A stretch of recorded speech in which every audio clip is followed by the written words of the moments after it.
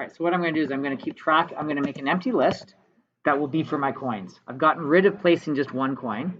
And what instead I want to do is know how many coins I have. So at the very beginning, there are no coins created.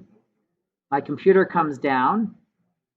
And the first thing, after reading all these different functions, it says that it first has to place a coin. It comes up to place a coin. It tells me my score is 0. Which means 0 divided by 5 plus 1 gives me 1, which means that this loop will happen once. It will generate one coin at a random X and a Y position. And after I've generated my coin, I need to append it. So I'm going to say coins, that's my list, append. So that's a function that will add something to my list.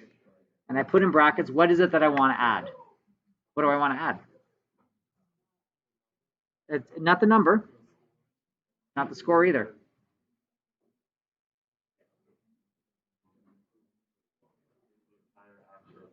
My actual coin.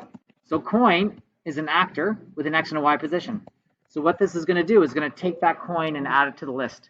And it's going to know that there's a coin with an image of that image, and it's got an X value of 100 and a Y value of 200. So this should now go through and place the coin. The problem is this coin is now generated inside of my place coin function. So the computer, once it leaves this function, that variable called coin is going to be erased. And I'm going to get an error because I'm up here in my update. I check to see if I've collided with a coin. Let's just confirm that that's going to give me an error. When I run this, oh, coin is not defined. So originally I had coin defined up as a global variable, which meant that all functions had access to that coin. I've changed that, and the coin is only made local inside of this function here. So as soon as it leaves that function, it's forgotten what it was. But where did I store that coin? In my coins list. So instead of checking to see if it's hit the coin, what I'm going to do is I'm going to check to see if it's hit one of the coins inside of my list. Currently, there's only one coin, but if there's 5 coins, I want to go and I want to check to see if my snake has hit coin 1, coin 2, coin 3, coin 4, or coin 5.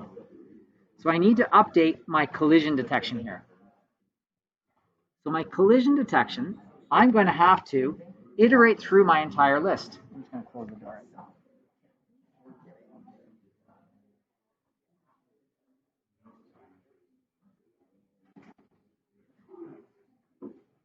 And this, I'm realizing, could be a little bit larger. Zoom in. Can everyone see that? You can see that, Christina? Okay. So what I'm going to do here is I also need to make another loop through my coins list. Currently, my coins list has one coin only, but of course that's going to change. I don't know how many coins it's going to have. So I need to make a loop for I in range. And I need to if there's 3 coins, then I need to have it loop through 3 times. If there's 1 coin, it only loops through once. So I need to choose the length of my list. Right now, the length of coins has just got 1 coin, so it's only going to do it once. But if I've gone through and I've gotten a score of 5, then it's going to append a second coin. So then what that will do is I will, this will loop through twice.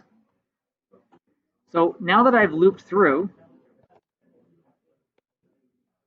I need to grab, I want to check to see if my snake has collided with the first item in my list. Peyton, what's the name of my list? Max coins, right? So that's the name of my list. So before I was checking to see if it collided with a coin, but what I want to do is I want to check to see if it's collided with the 0th item inside of my coins list. I has the value 0, because I starts at 0. And so that says grab the 0th item inside of my coins list, which happens to be a coin with an X and a Y value. Do you feel like you understand that? Chaz, you following that? Christina, is that okay? So that's going to grab the first coin in my list, and I'm going to check to see if it's collided with my snake. If it has, then I want to recognize that we're going to use our score as a global value, and I'm going to add 1 to the score. But before I place coin again, what I need to do is I need to now remove that coin from the list. Because now that I've eaten it, I need to get rid of it. So I need to say coins I dot, what do I do? How do I remove the coins? So coins is the list. Do I say remove? Remove an individual index. Value for an element is removed if you want to remove a certain position. Pop. Because it's the position. So if I hit the coin at the 0th position, I want to pop the coin at that 0th position. If I happen, because I'm going to have 4, at some point I'll have 4 coins on the screen. If I happen to hit the 3rd coin, then I'm going to pop out the 3rd coin, because I will be 3, pop that out of the list. And now that I've popped one out of the list, that must mean that I should now go back to my place coin method.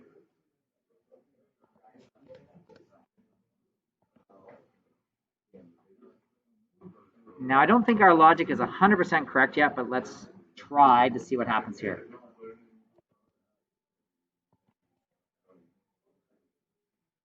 Coin is not defined on coin.draw. So another error. We, under our draw method, we draw our global coin, but that global coin no longer exists. What I want to do is I want to go through my entire list and draw every coin that is inside of that list. So yet again, I need to loop through the entire list, grab each item that's inside of my coins list, and then draw that. Chaz, how am I going to loop through? How to create a loop? For I in range. Now, how long do I have to go through? How do I go through the entire list? The length of coins. All right, so that's going to say if there's 3 coins, go 0, 1, 2 to grab the 0th, the 1st, and the 2nd coin. Then what I'm going to do is to grab that first item in the coins list, I say coins, square bracket, I, because I would be 0. That actually grabs that coin. It's like saying the word coin, and I say draw that. So I don't draw a coin, I'm drawing the 0th, the 1st, the 2nd item inside the list, which happens to be a coin. So this will now go through, iterate through the entire list of coins that are there, and draw one for each one that's there. I think this will now draw a coin. Okay, so the coin is there.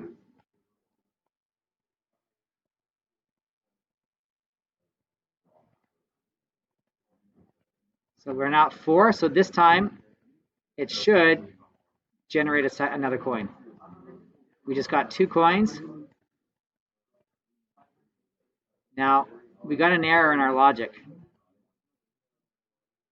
You can see we have a sort of a working game of sorts, but we're getting a lot more coins than I thought we would.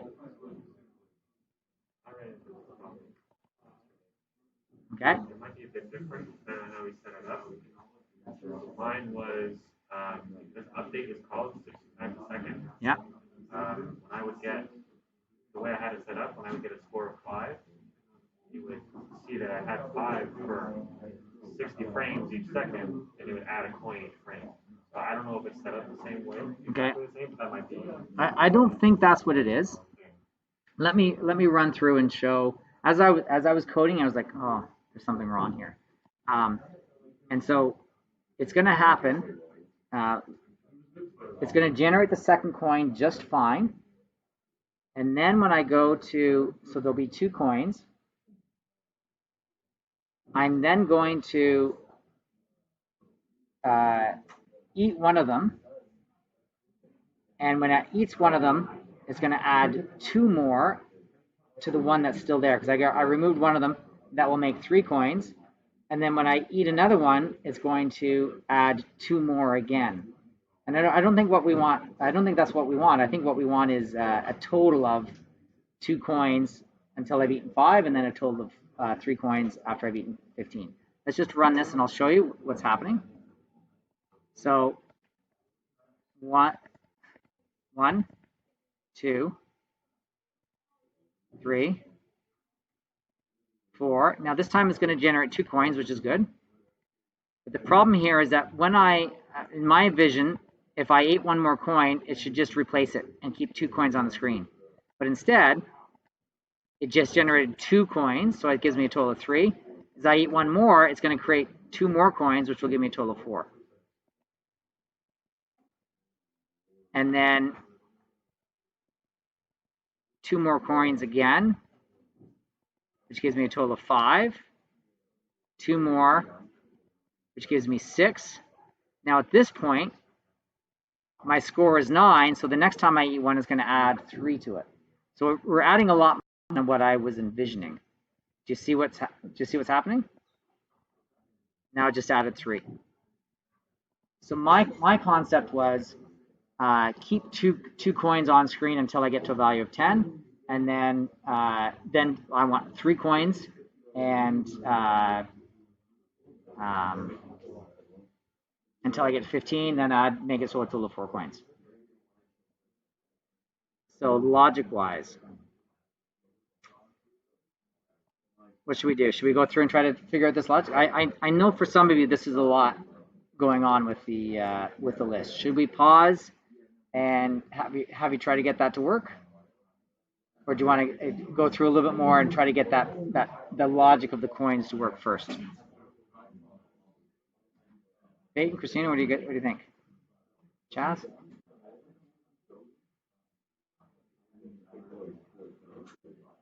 You guys know better whether you'd be better off to try to get this portion up and running first before we get that next. Because what we've got is we are now generating lists of coins, so that's a good thing. I'm going to stop and say, why don't we pause and try to get it so you can get multiple coins appearing. So it's not the way I want it to work, but at least it's using a list to generate multiple coins. And then what's faulty is not the code, it's the logic behind how we decide. It's basically this idea of, my division by 5 plus 1, or do I loop that there, or do I do that slightly differently? The game logic is flawed, the code itself is not. And what I think many of you guys need is to practice trying to iterate through a list to generate the coins, iterate through the list to check for collision, iterate through the list to draw the coin on screen. That's the challenging part for now. Okay, so I have just